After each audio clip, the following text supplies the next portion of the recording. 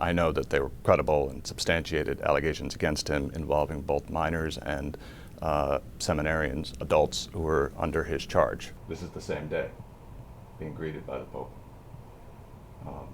Now, if the Pope had prohibited this man from taking part in public events, celebrating Mass, traveling,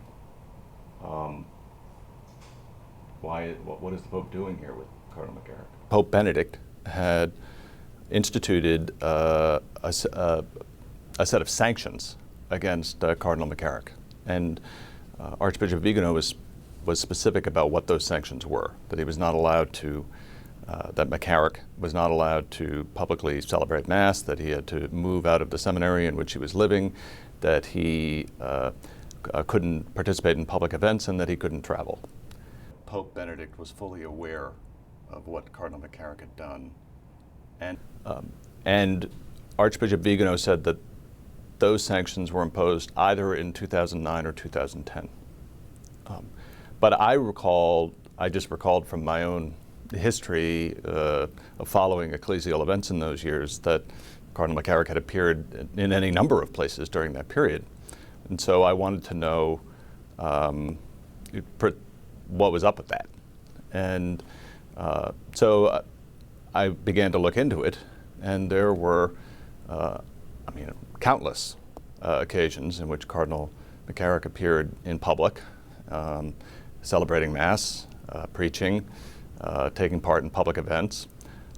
And several of those occasions involved Pope Benedict himself, and that Pope Benedict had imposed this specific set of sanctions against him. Sin is a reality in the church and without. Everywhere there's human beings. So I expect to encounter it everywhere, both in the church and without. I think that what's difficult in this case is knowing that there were those who were aware of what was happening, who failed to act.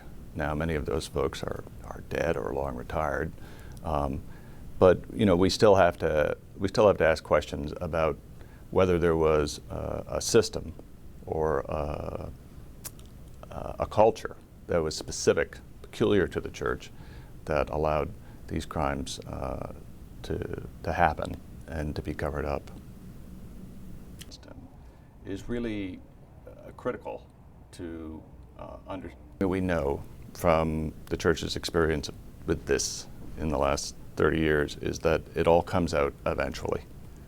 My hope is that the church and those in positions of leadership will get ahead of the story and put it together and put it out before they are forced to making sense of the Archbishop's whole testimony.